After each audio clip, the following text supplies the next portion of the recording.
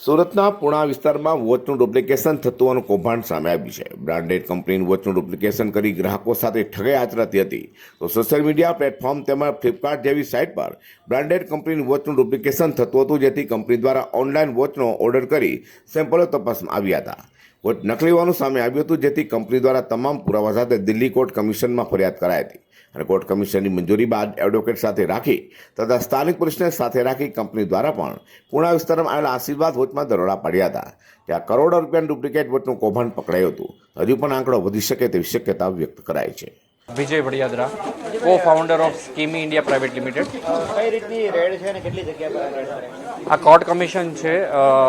અત્યારે 4 સ્થળો ઉપર અમારું સર્વિલન્સ ચાલુ છે. ઓલરેડી અમારી સાથે અધિકારીઓ જે છે કે દિલ્હી હાઈકોર્ટના વકીલો અને આખી પેનલ એ આ સર્ચ ઓપરેશનમાં જોડાણી છે. બિકોઝ અમે કોર્ટ કમિશન કરેલું અને કોર્ટની ઓથોરિટીથી પોલીસ પ્રોટેક્શન સાથે અમે આ રેડ કરેલી છે અને અમને આમાં લાખો રૂપિયાનો માલ અમારી પ્રોડક્ટનો ડુપ્લિકેટ મળેલો છે. અત્યાર સુધી કેટલું આ લોકોએ કરોડોનો માલ વેચ્યો છે અંદાજ મુજબ? આ લોકોએ જો રિપોર્ટ જોવા જઈએ તો આ લોકોએ એટલું મોટું કૌભાંડ કરેલું છે કે લગભગ નહીં તો 100 થી 150 કરોડ રૂપિયાનું કૌભાંડ છેલ્લા 3 થી 4 વર્ષમાં કરેલું છે અને લોકોને સ્કીમીના ભળતા મળતા નામથી છેતરેલા છે.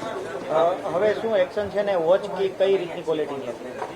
અમારી ક્વોલિટી એટલી બધી સ્ટાન્ડર્ડ છે કે હજી ઇન્ડિયન જીશોક જો કોઈ કહેવાય તો એ સ્કીમી છે.